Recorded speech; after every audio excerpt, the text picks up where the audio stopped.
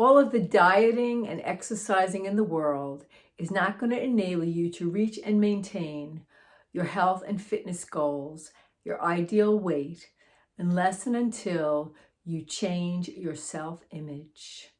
Your self-image, the way you see yourself, has to change in order to align with the healthy, vibrant woman you want to be. Hi, I'm Maria LiPuma, the creator of Body Confidence Solutions, where I help health-conscious women release excess weight, enjoy food freedom, and step into their lives with more confidence and esteem. And I can relate to that.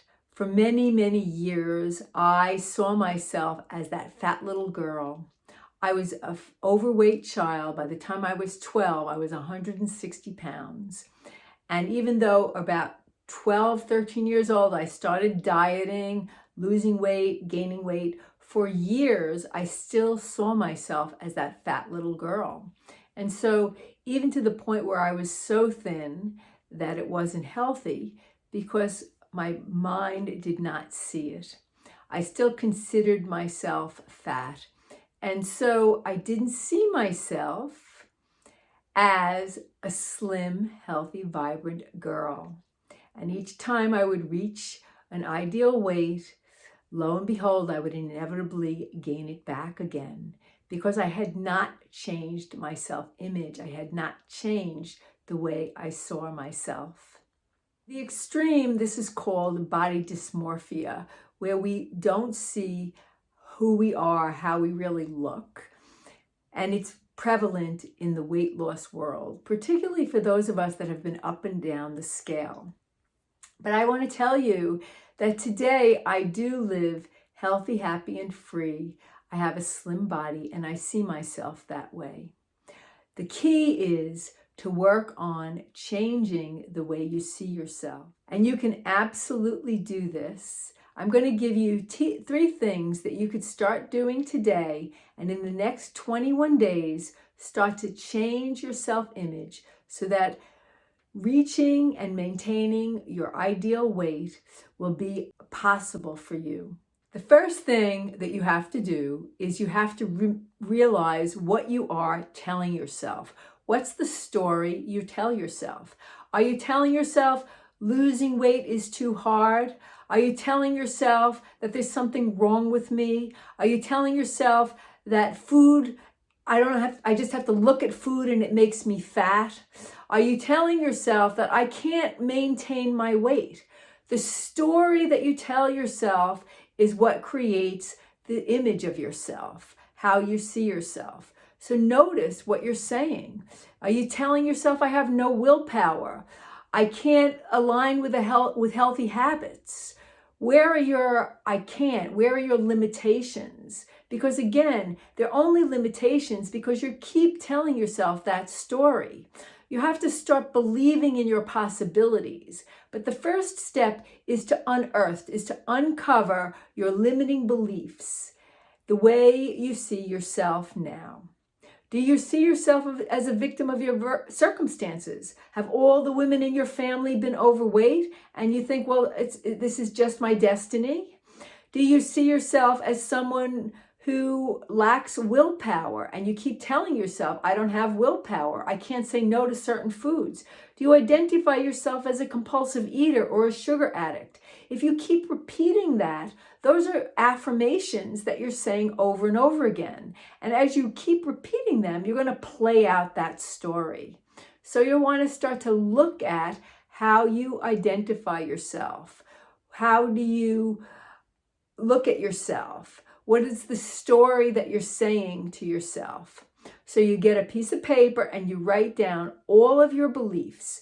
What are your beliefs about your weight? Why are you overweight right now? What are your beliefs about food? Do you believe that anything I eat makes me fat? Do you believe that I don't like vegetables? Do you believe that I don't like healthy, nourishing foods and I don't feel satisfied? Those are all beliefs, and beliefs can be changed. But first you have to get in touch with them. Do you believe that there's something wrong with you or something wrong with your body? If you've been on a few diets and maybe haven't been successful, you might have cultivated that belief.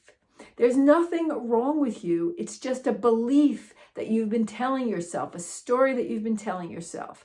So the first step is to start to write down all of the beliefs that you have that tell you that you can't do this, that you can't release weight, that you can't change your lifestyle, that you can't start eating healthier foods, that you can't enjoy movement for the sake of enjoyment and pleasure. Look at your can'ts, look at your limitations. Notice what your circle of friends are saying about it. Do you believe that if I lost weight, then I would be good enough? Because that's sort of backwards, right? You have to trust that you are good enough and you're valuable enough and you're worthy enough and you're capable of making those changes to become the healthy, slim, vibrant woman that you want to become. So the first step is to start to unearth, shed light on those limiting beliefs, the story that you tell yourself. How you see yourself is based on the story that you tell yourself. Are you always calling yourself names? Start to notice that. The second step is to take all of these limiting beliefs and to turn them around, because you can shift them. What is it that the health conscious woman you want to be would believe? What's the story that she would be telling herself? Who does she have to be to become that healthy, vibrant, slim woman that she longs to be? She has to be someone who enjoys movement. She has to be someone who's picky about the way she feeds herself. She has to be someone who nourishes herself with healthy food and drinks lots of water. Those are the things that will actually add up to a healthy, vibrant lifestyle, and a healthy, vibrant lifestyle will give you the body and the experience that you want. So who do you have to be to become that person that you want to be? And what is the story that you can begin telling yourself to become that person? I am capable of learning a new way. I am capable of saying no to foods that do not serve my best interest, do not nourish me optimally. I am capable of moving my body every day. I am capable of changing my habits. Start with that. I am capable of changing my habits. It's possible for me to change my habits. You have to open your mind and begin to believe. Start where you're at. If there's a lot of resistance, then start with, I'm open and capable of changing. I can change my beliefs around this. And then start to look at the beliefs that you want to start to cultivate that will support this new image of you, the image of you that is aligned with your highest good, the image of you that supports that healthy, happy, whole you. What would she be doing? What would she be saying? How would she be shopping? How would she be dressing? All of those things are part of the story, the new story that you have to begin telling yourself. So again, write it down. Write down, take those negative statements that you've been making in the first step and turn them around. Start writing that story of what your life would look like if you were in alignment with your healthy, happy self. What would it look like and feel like when you sat down at a meal, when you made food choices? And start to cultivate those affirmations, those beliefs. I am capable of saying no to foods that don't serve me. I have the power in me to say no to overly sugary, salty foods. I choose healthy, nourishing foods and feed my body with love and respect. That's a wonderful affirmation. I choose healthy, nourishing foods and feed my body with love and respect. I enjoy movement. If you don't enjoy movement, say I'm open to changing my beliefs around this. I can start to enjoy movement. Or I like to say, wouldn't it be nice if I could start to enjoy movement? So you start where you're at and you start to cultivate those positive qualities, those positive affirmations that are going to support your new story. And the step 3 is repetition. We know that neurostructure of the brain, we can actually change the brain by repeating patterns. So the more you can repeat these affirmations, the more you can feel them. What would it feel like to be living your new story?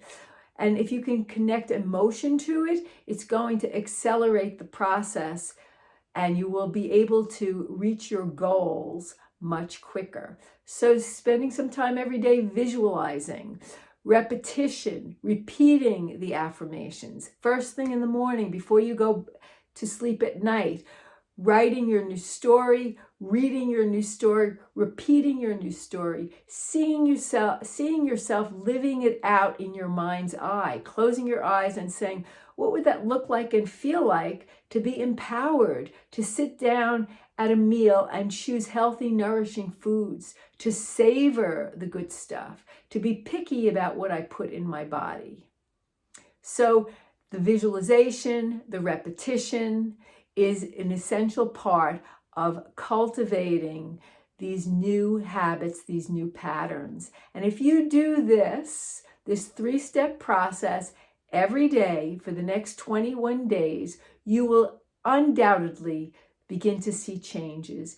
You will be able to release excess weight with more ease, but most importantly is that you will become that person, that new identity with that new self-image, and it will be easy for you to maintain that weight and that lifestyle. Identify what's holding you back, write your new story, repetition and visualization, and that's going to get you there. If you are struggling with emotional eating and you want additional help, I'm going to give you my free ebook, 3 Essential Steps to Stop Emotional Eating. You can get it in the link below. I hope that this was helpful for you. I want to hear from you. What is it that you're going to be doing today? How are you going to put this into your life for the next 21 days so that you can live the life that you are longing to live, become the person that you are longing to become? You must change your self-image. You must change the way you see yourself. Until next time, I look forward to hearing from you. Keep on taking good care of yourself.